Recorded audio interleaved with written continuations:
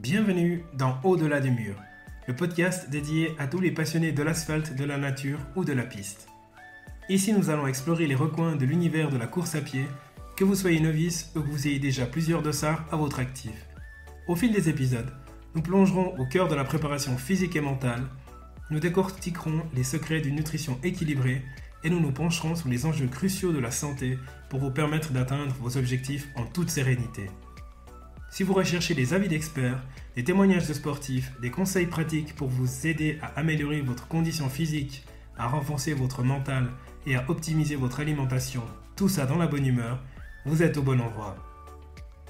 Prenez une profonde inspiration, relâchez toutes les tensions, votre voyage au-delà du mur commence ici. Madeleine Christophe, bonjour, bienvenue. Salut Hugo. Salut Hugo. Ça va, vous avez bien mangé? Ouais, tes pâtes étaient très bonnes. C'est C'est pas de évident. l'or, quoi. Voilà, exactement. C'était L'or, très bon. une fois de plus, c'était fantastique. Merci infiniment d'être là. Merci. On était en train de se remémorer la première fois qu'on s'est rencontrés, puis c'est vrai que la mémoire était un peu floue, mais il semblerait que ce soit suite à un stage trail pour lequel j'ai participé il y a 2 ans, c'est ça? Un stage que vous donniez à Charmey, stage de groupe. Comment vous est venue l'idée de ce genre de stage? L'idée des stages est venue quand j'avais fait la formation de la clinique du coureur. J'ai remarqué que les gens qui venaient au cabinet pour se soigner, il leur manquait quelque chose, ils voulaient toujours savoir comment faire pour aller pour faire quelque chose en montagne ou autre. Et puis c'est là que l'idée du coup elle est sortie. Donc on a commencé par un stage, puis 2, puis après on a dit ouais, il faut pour que ces stages se déroulent bien, eh bien il faut ensuite mettre sur pied d'autres structures. Donc il a fallu faire des cours, on va dire de moniteur ou des choses comme ça pour pouvoir accompagner, pour avoir les compétences pour accompagner des groupes. Et puis ça s'est fait comme ça, puis après ça a donné d'autres idées. Et puis les premiers stages sont partis comme ça. Le tout premier, c'était peut-être 2 ans avant, je pense. On a fait à la Béra. Il pleuvait tout ce qui pouvait pleuvoir. C'était fantastique. En tout cas, on a passé un bon souvenir. On était dégueulasse. Les trailers, comme disait Roberto, on est des trailers, quoi. La boue, ça ne doit pas nous faire peur, quoi. C'est ça, exactement. C'est pas la boue qui doit nous faire peur. Exactement. Voilà.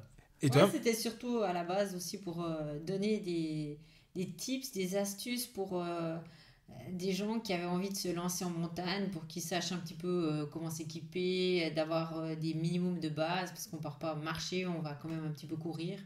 Et puis comme ça, les gens étaient contents parce qu'ils pouvaient tester, poser les questions, puis on courait en groupe. Donc c'était pas non plus le but de faire des grandes distances, mais plutôt de vraiment transmettre un savoir ou transmettre mais par la pratique.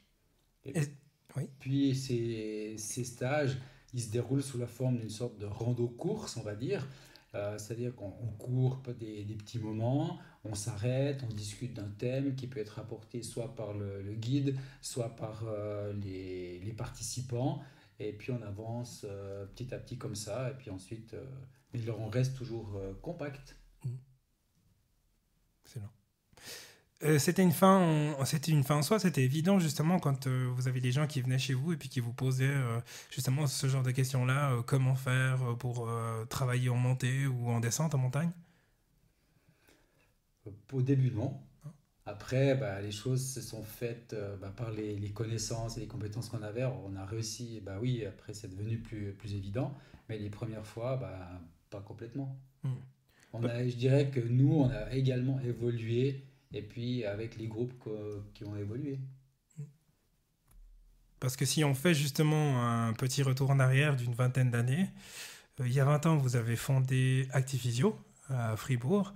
C'était quoi la vision au départ? Alors, c'est peut-être toujours la même, mais qu'est-ce qui vous a poussé à vous lancer dans l'aventure de la physiothérapie à Fribourg?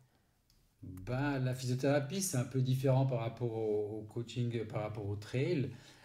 C'était d'abord, dans un premier temps, c'était d'aider les personnes qui, qui sont blessées suite à un accident ou suite à une maladie. Alors là, si on parle du sport, c'est principalement suite à un accident.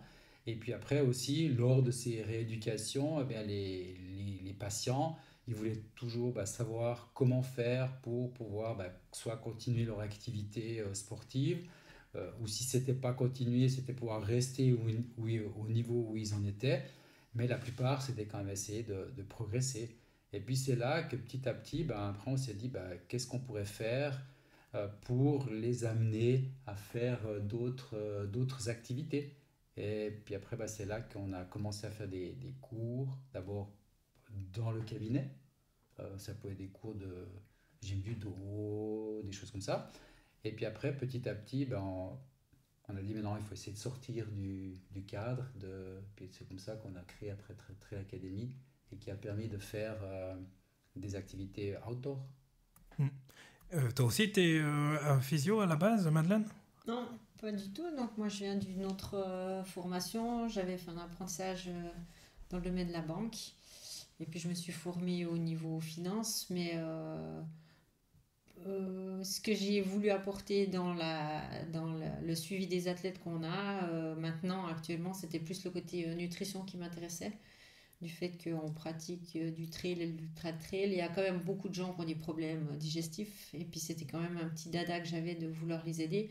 Lors de nos stages, je voyais bien, il y a quelques années, que je pouvais amener des conseils pratiques, mais je trouvais que c'était pas trop pertinent de donner des conseils sans avoir suivi quand même une formation de base relativement solide. Donc après, je me suis formée pour pouvoir aussi avoir la compétence de clairement aider autant des sportifs lambda comme ça que des sportifs qui sont de haut niveau. Et je trouvais ça intéressant, puis on apprend, c'est un bon échange, puis ça se complète. Alors voilà. Mais c'est vrai qu'on a fondé plutôt la Trail Academy, et puis on a commencé à faire ça quand on s'est mis à la course à pied, puis qu'après on s'est pris au jeu de la course à pied, que après avoir fait quelques semi-marathons ou des marathons, on avait plutôt envie d'aller prendre l'air en montagne que d'être sur le goudron, et puis c'est là que ça a commencé. Donc ça faisait quand même un bon nombre d'années, et puis c'est venu un peu naturellement, et puis on s'est dit il faut aussi se former au niveau professionnel. Donc Christophe a fait tout ce qu'il fallait pour la course à pied, et puis après moi j'ai fait pour la nutrition. C'était plutôt comme ça. Et vous êtes arrivé donc sur la course à pied entre guillemets sur le tard, ou c'était un sport que vous pratiquiez depuis la tendre enfance? Non, alors clairement c'était pas du tout mon sport de base. Moi c'était plutôt de la natation, et puis après on a pratiqué ensemble beaucoup de VTT, du ski et d'autres sports, mais pas la course à pied. Donc on s'y est mis plutôt plus tard, plutôt tardivement. Et c'est qui est le meilleur? C'est elle. Excellente réponse, Christophe. Excellente réponse. On n'hésite pas, on répond direct. On répond direct. Et vous êtes les deux spécialistes course de montagne, où je me suis laissé entendre que Madeleine, tu as plutôt une préférence pour le cross-trail. Qu'est-ce que le cross-trail? Le cross-trail. Ah, le Xterra, tu veux dire? Le cross-triathlon. Ah ouais. Alors, je suis une très grande spécialiste. Ça fait quelques mois que je le pratique. Je monte en flèche. Avec grand plaisir. Alors, en fait, ça fait quand même 2-3 ans qu'on s'est mis à la natation durant la période hivernale pour faire de la récupération active. On s'est rendu compte que la natation nous apportait pas mal pour les épaules, pour avoir quand même un bon gainage, aussi pour le trail en montagne, du fait qu'on utilise les bâtons. Et puis, on s'est pris au jeu. L'an dernier, Christophe, il a fait un cross-triathlon. Ça veut dire que tu nages dans un lac de montagne, tu fais du VTT et tu fais du trail. Voilà. Donc, sur les distances, les mêmes que la distance olympique, pratiquement. Et puis, cette année, Christophe m'a proposé aussi d'en faire un pour tester. Puis, j'ai bien testé, ça a bien marché. Je m'étais qualifiée pour les championnats du monde. Puis on est parti à Trentino au lieu d'aller faire le Wildstrubel pour faire la course des championnats du monde. Puis j'ai fini 7e dans ma catégorie. C'était cool. Excellent. Voilà. Prometteur. C'est prometteur. Ouais, c'est prometteur. À 51 ans, c'est tip top. Ouais. Non, mais après, soit disant en passant, j'ai quand même dû faire pas mal d'entraînement pour le VTT, et puis le VTT, c'est quand même autre chose. Je me suis fait des bonnes gamelles cette année. Donc, j'aimerais pas qu'en 2024, je réitère les mêmes gamelles que toute cette année. Je pense qu'elle n'est jamais autant tombée de sa vie. Je me suis retrouvée à l'hôpital aussi. Donc, voilà, j'ai tenu bon. J'ai fait mes championnats du monde, mais je referai, mais j'espère que sans autant de gamelles que cette année. Mais c'est cool, c'est complémentaire, donc c'était bien. Après, la partie trail, elle est courte, hein, c'est 10 km par rapport aux ultras qu'on fait. Mais c'était top, ça m'a donné un bon avantage. Donc comme quoi, tout est possible. Hein. Oui. Vous avez l'air de partager énormément de choses ensemble. Comment est-ce que vous avez vos propres instants perso? Parce que vous avez la même boîte, vous avez une boîte ensemble, vous avez l'air de participer à des compétitions ensemble. Donc j'imagine que de temps à autre, ça va être un peu chaud, genre sur la montée qui pique hyper bien ou sur la descente qui va pas bien, c'est hyper glissant. Comment est-ce que vous vous y prenez? C'est qui canalise l'autre ou comment est-ce que vous trouvez cette harmonie? Bon, on se tape dessus. C'est tout. Alors il y a de tout. Voilà. C'est super. Des fois on finit les deux sur un autre chemin, puis des fois on finit ensemble. Non, mais alors des fois on n'est pas synchro, mais c'est si on ne s'est pas consulté avant sur une course. Généralement, avant, quand on fait des courses de distance relativement courte, de moins de 60 kg, on se les fait en solo. Et puis autrement, sur le long, généralement, on essaye de faire ensemble.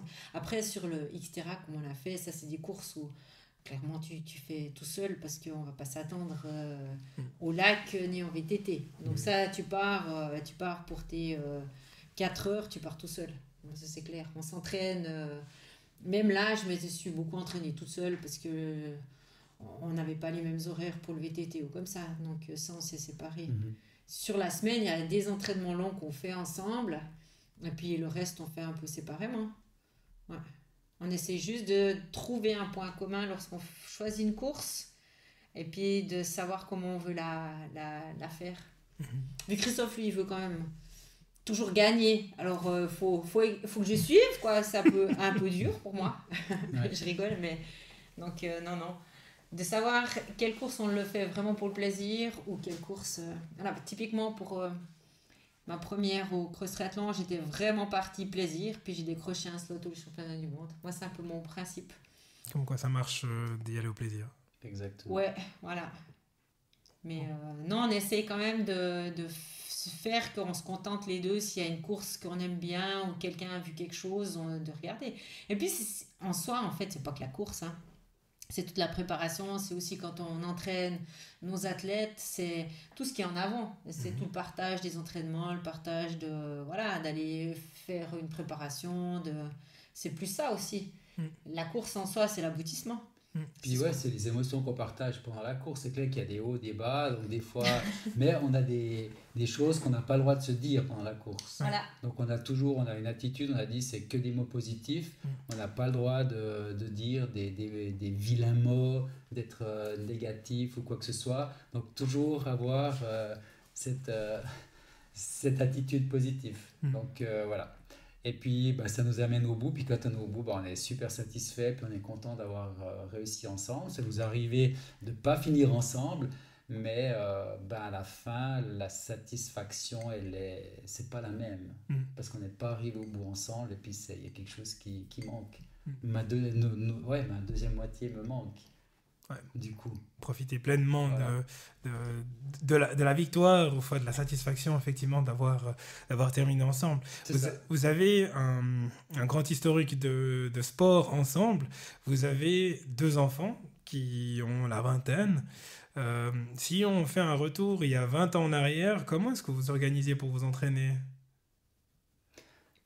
Au début, on a commencé comme ça. C'était soit moi qui partais courir, puis je rentrais, c'est elle qui partait courir pendant que les enfants étaient tout petits. Après, quand ils étaient un peu plus grands, puis ils étaient en âge de jouer ensemble ou bien de faire autre chose, on partait à 2.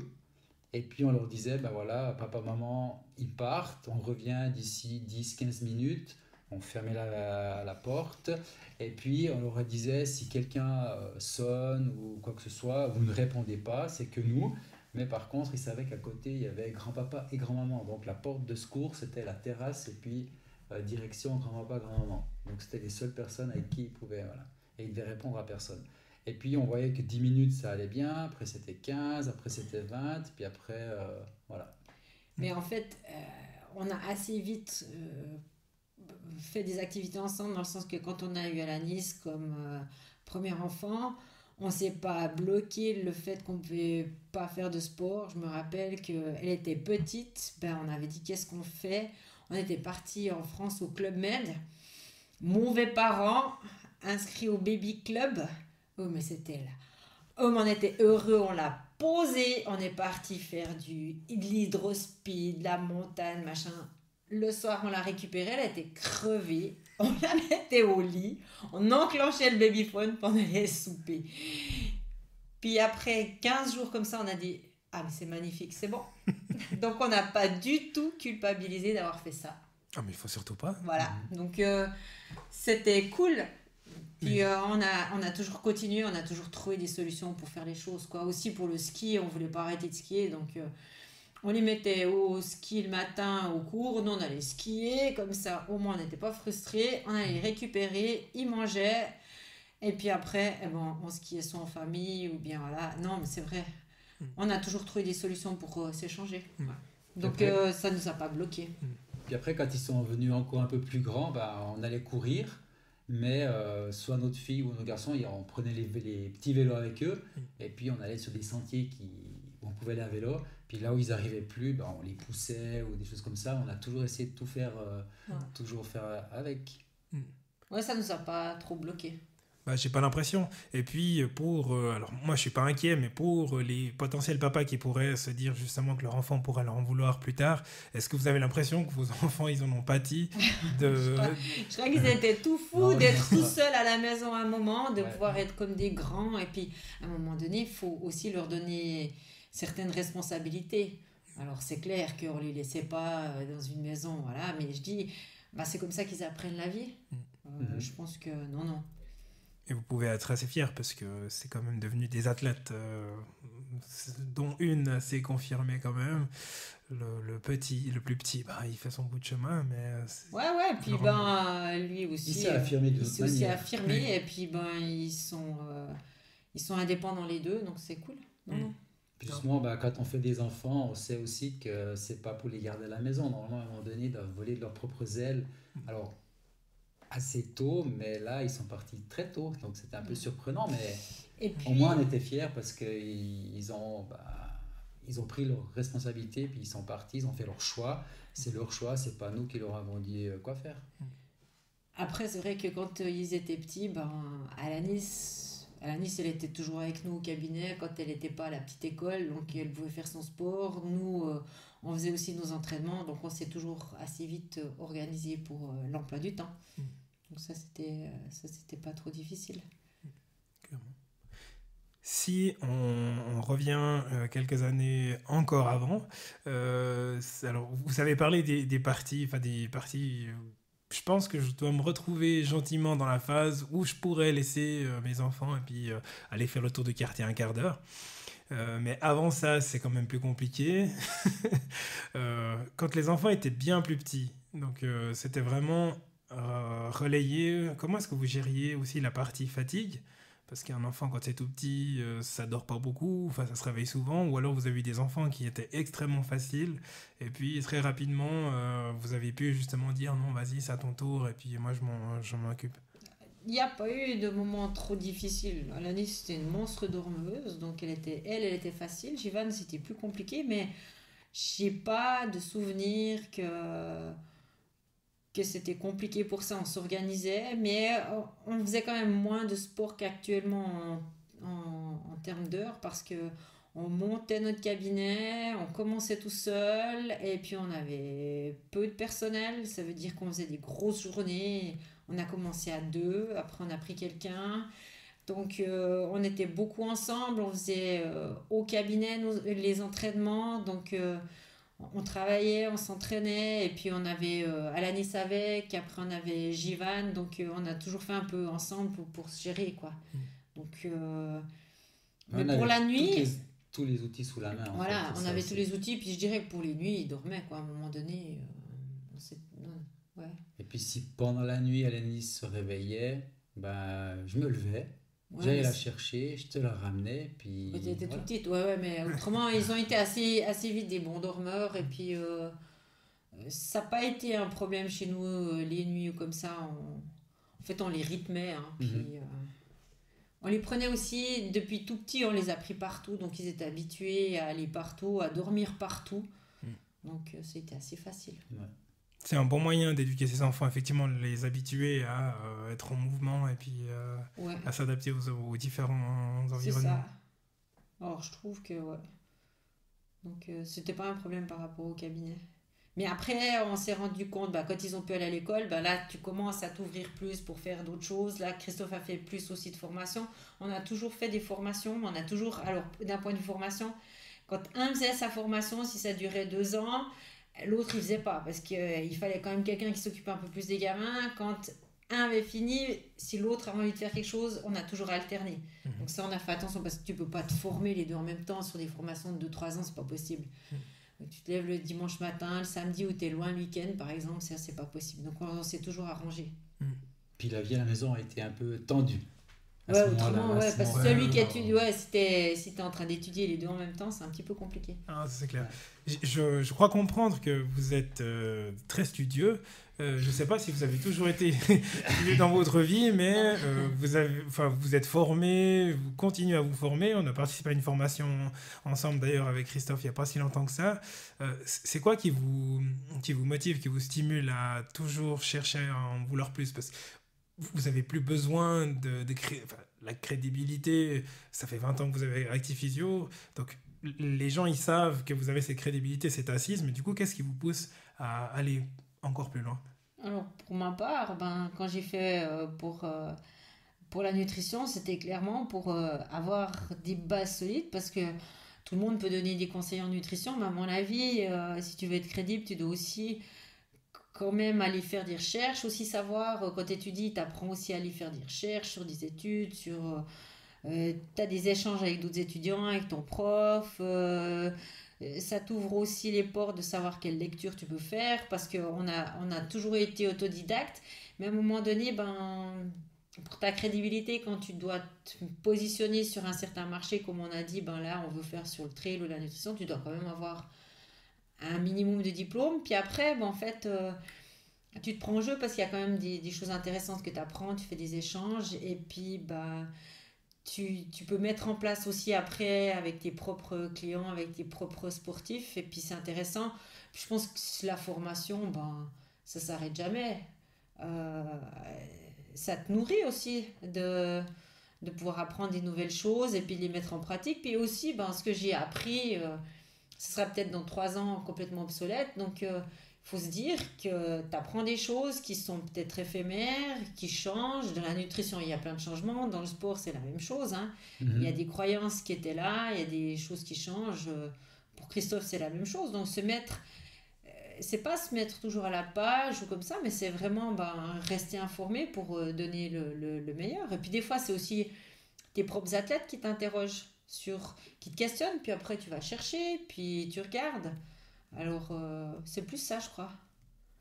Elle a tout dit, mais c'est exactement ça le but. C'est que quand tu veux, entre, quand j'ai commencé à Actiphysio il y a 20 ans en arrière, et puis la physio que je fais maintenant, j'ai l'impression c'est le même métier, mais pour moi j'ai l'impression de faire un autre métier parce que ça a complètement évolué. Puis le fait de se former, tu es toujours à la page des nouvelles informations, des nouvelles choses, et puis tu te nourris de ça, ça te fait grandir, et puis grâce à ça, bah, tu peux donner des meilleurs traitements aux patients. Là, si maintenant je retravaille comme je travaillais avant, j'aurais honte. Il n'y a pas à avoir honte. Mais voilà, Ouais, c'était les connaissances de voilà, l'époque. c'est Ouais. les connaissances de l'époque, mais maintenant, voilà, c'est ça. Mhm. Mais ça fait peur. Faut pas avoir peur. Ouais. Ouais, c'est le but d'évoluer. Mhm. C'est tout, de se nourrir de Et puis choses. le fait d'être avec des... Ouais, comme elle a dit, les patients, ça nous challenge parce qu'ils posent des questions. Et puis, bah, il faut donner des réponses. Et puis les réponses, plus elles sont bonnes, bah, mieux c'est. Mhm. Donc il faut aussi chaque fois être à... C'est pour ça qu'il faut être à la page, on va dire. C'est ça. Et on forme aussi des étudiants. Et je pense que c'est eux les plus challengers parce qu'eux, ils ont faim. Ouais. Donc il faut vraiment leur donner vraiment les bons outils pour qu'ils deviennent encore meilleurs que nous après. Toujours garder l'esprit éveillé, c'est excellent. Exactement. Ouais, c'est ça. C'est pas négatif. Puis ça veut pas dire qu'on sait tout. Puis il y a encore plein de trucs qu'on peut apprendre. Ouais. C'est super de garder cet état d'esprit. À chaque fois que je reçois des invités, je les soumets à la redoutable séquence de Sur le Grill. Sur le Grill, c'est 10 questions auxquelles il faut répondre le plus rapidement possible. C'est jamais bien méchant. Et il y a une question qui est hyper importante. À chaque fois que je la pose, je suis déçu de la réponse, mais j'ai foi en vous. En plus, ça sera la même question pour vous deux. Madeleine, Christophe, est-ce que vous êtes prêts à passer sur le grill? Oui. Oui. C'est parti. Au-delà du mur, sur le grill.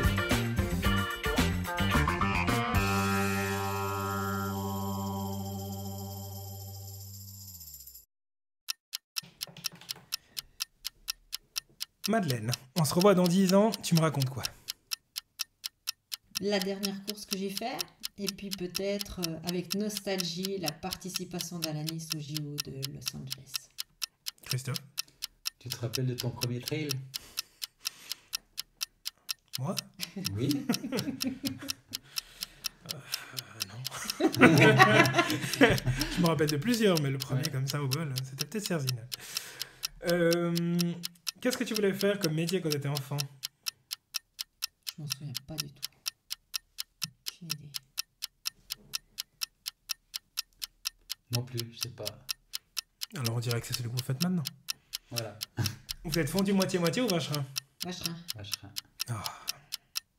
Ouais, quand même. Qui cuisine le mieux? Madeleine. Qui est le plus impulsif? Les deux. Ouais. Je suis le génie de la lampe et je peux exaucer un vœu. C'est lequel? Vivre heureux longtemps. Qu'on reste le plus longtemps ensemble, ouais. Si tu pouvais te donner un conseil à toi il y a 25 ans. On boit moins. Sois plus persévérant. Un objectif pour 2024. Le vélo. Transgrande Canarie. La chose que tu dis le plus souvent. Je peux pas dire ça. Ouais, ça se dit La pas. deuxième. Ça se dit pas. Ça se dit pas. Si c'est un vilain mot, bah dis que c'est un vilain mot, je sais pas. Merde. Ah, lui c'est merde, moi c'est putain. Oh. C'est Je beau, mettrais hein. interdit au moins Voilà. de 18 ans. Il n'y a pas de problème. Ta pire bonne résolution pour 2024. Bonne. Il n'y a pas de pire. De toutes les bonnes résolutions que les gens ils pourraient, ils pourraient avoir l'idée, selon toi, une qui est vraiment pourrie. Ah, qui est pourri. Ouais, une que les gens ne devraient pas prendre de bonnes résolutions. Alors, je vais de pas- maigrir. De ne pas prendre de bonnes résolutions. Ah, donc tu veux pas. Il faut La que les gens ils pire. prennent une bonne résolution alors. Bon, ça c'est une bonne, de pas en prendre. Ouais, mais justement, ils prennent des résolutions, mais de toute façon, ils les tiennent pas. Donc, de Ouais, ça, c'est clair, ça tient quelques jours. donc de pas en prendre. Ouais. Ça joue. Ouais, ça marche. C'est mieux que moi.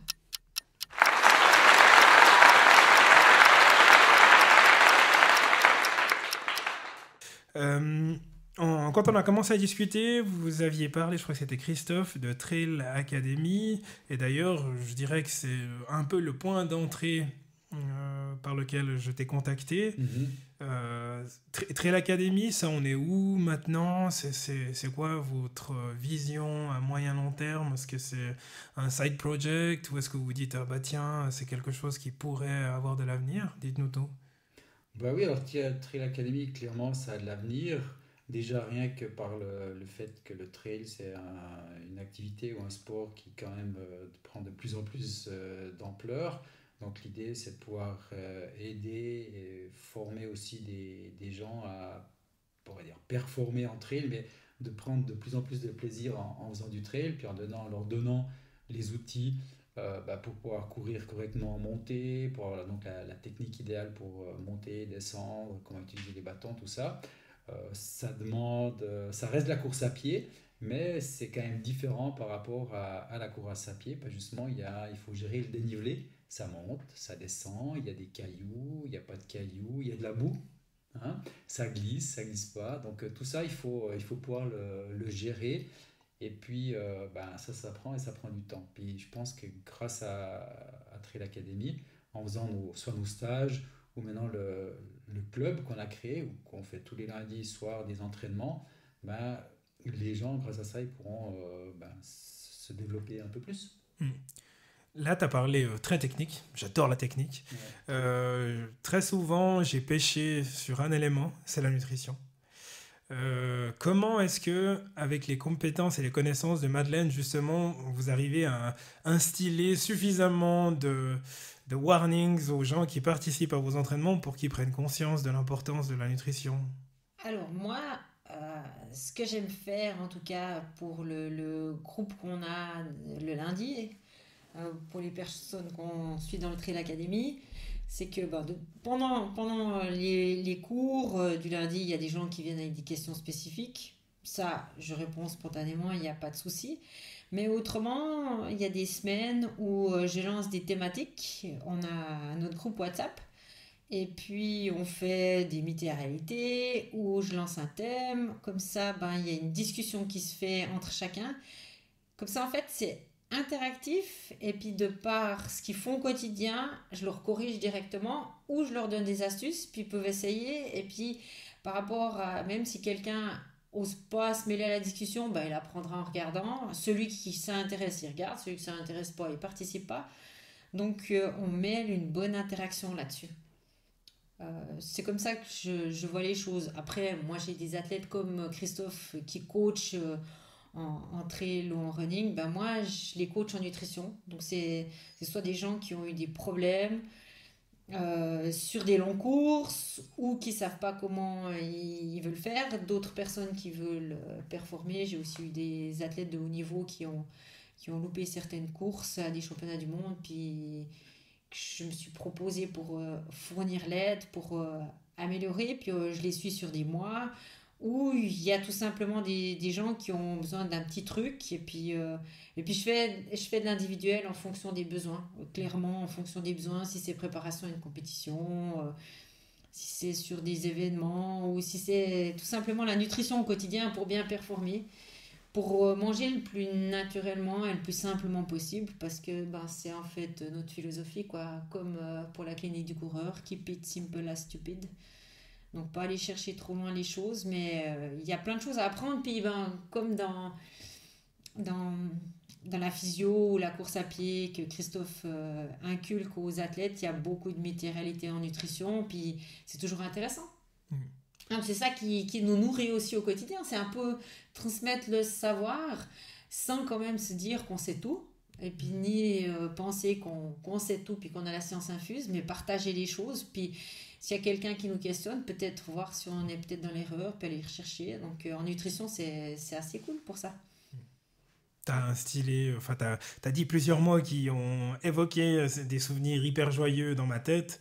Mythe et réalité, clinique du coureur. Donc la conférence qu'a donnée Blaise quand il est venu en Suisse. C'est une question que je me suis toujours posée. Comment est-ce que vous vous sentez, ou alors comment est-ce que vous pensez que certaines personnes, ou que les gens en général, ils vous perçoivent quand vous mettez en avant... C'est pas des préceptes parce que Blaise c'est pas un gourou, mais quand vous mettez en avant je dirais la méthode de la clinique du coureur versus la méthode classique justement du physio d'il y a 20 ans, est-ce que tu sens qu'il y a des gens qui doivent se dire ouais mais il est cinglé le père Siffert ou je sais pas quoi? Clairement. Non, sûr, c'est une très bonne question en plus, mais c'est vrai que la première fois que j'ai rencontré Blaise ou que j'ai fait une de ces formations comme ça, j'ai pris une claque et puis ça m'a vraiment bouleversé ma pratique, mes réflexions.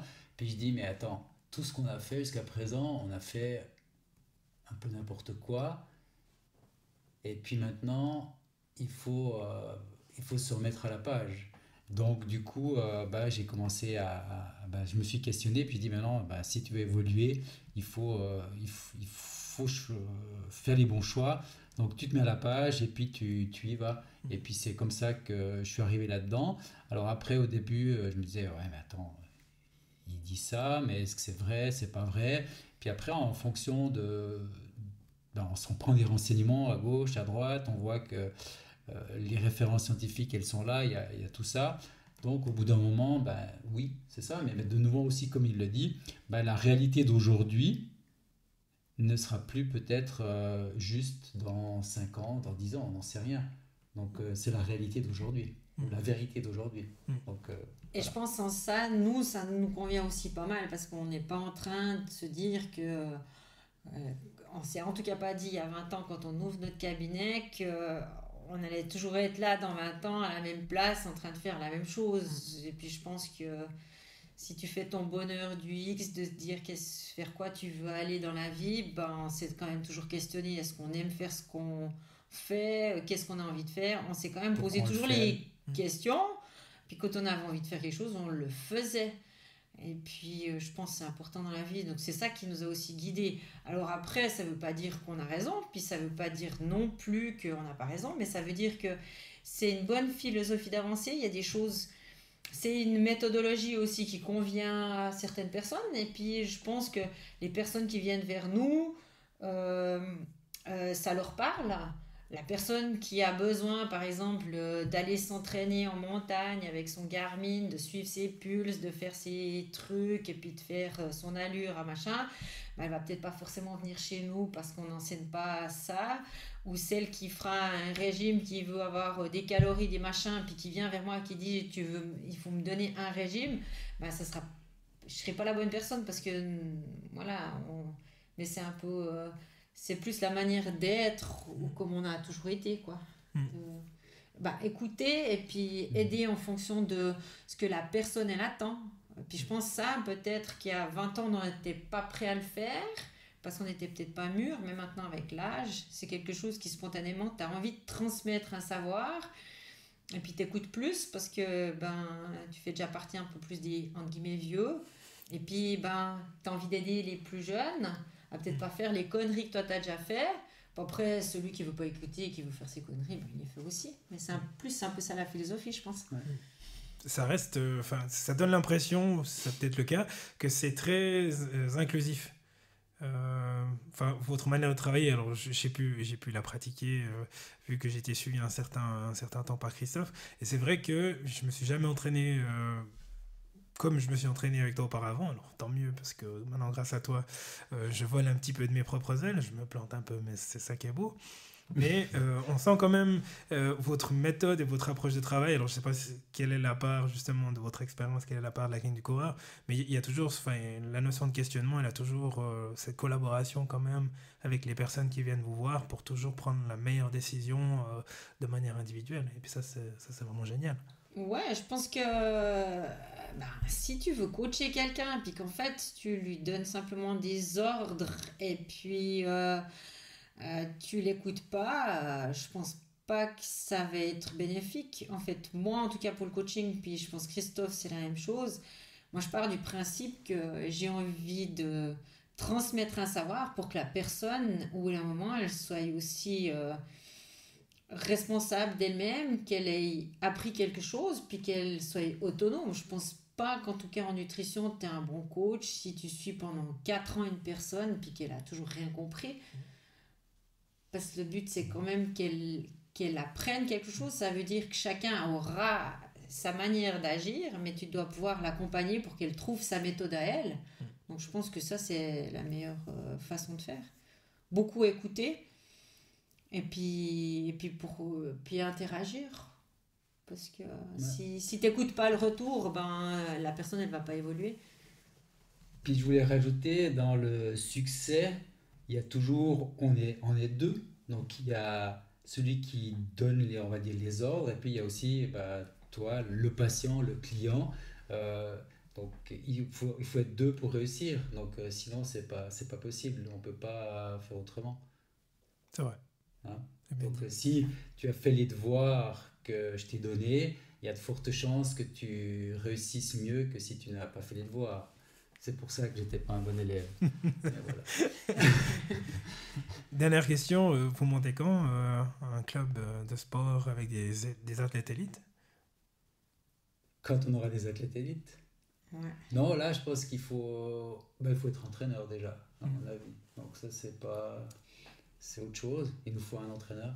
Mais dis non, c'est vrai. À mon avis, Ouais, ça, il alors faut, je pense d'un point de vue coaching sportif, on veut plus amener des gens à pouvoir aller au bout de leur rêve, hein, parce que on trouve pas utopique si quelqu'un vient nous trouver puis il dit l'année prochaine j'aimerais faire telle ou telle course. Bien sûr qu'il y a une évolution à faire, mais je pense que ça c'est déjà des monstres challenges. Et puis je pense de guider ce type d'athlète, ça t'apprend autant que de devoir guider un athlète élite, parce qu'en fait à chaque niveau tu reprends la même chose. Bon, moi, personnellement, par rapport à Christophe, j'ai déjà des athlètes pros, quoi. Hein Je rigole. On dit, la compète est lancée. c'est fait. On fera le point dans 10 ans, puis on verra celui qui en a le plus. Non, on rigole, mais lui, en physio, il a aussi... Christophe a quand même été physio longtemps au niveau élite pour le foot. Il sait ce que c'est, mais c'est vrai que pour le coaching, vraiment, par rapport à la course à pied ou le trail, on ne se voyait pas... En tout cas, toi, coacher peut-être des athlètes qui sont sur piste ou des athlètes comme ça. Après, si tu as des bons athlètes qui viennent, voilà. Mais ça restera dans le trail. Mais ça restera dans le trail parce qu'en fait, c'est là où on a le plaisir d'être ou de faire quelque chose, ou le cross-triathlon. Voilà. Et puis, ce que je veux aussi rajouter, c'est qu'en général, tout ce que je propose ou ce qu'on propose au cabinet, c'est des choses que on sait faire dans le sens que on les a testés.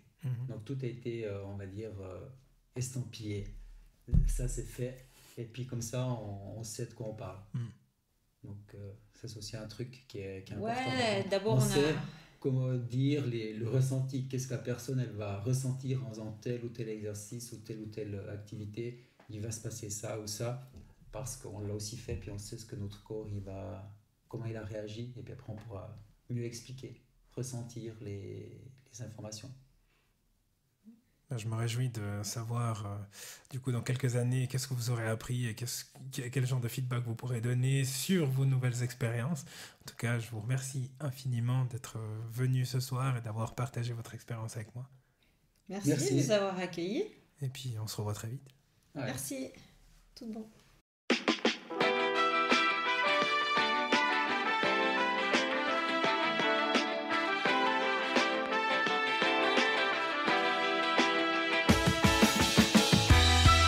Si cet épisode vous a plu, merci de lui laisser un avis 5 étoiles et partagez-le avec vos amis et votre famille.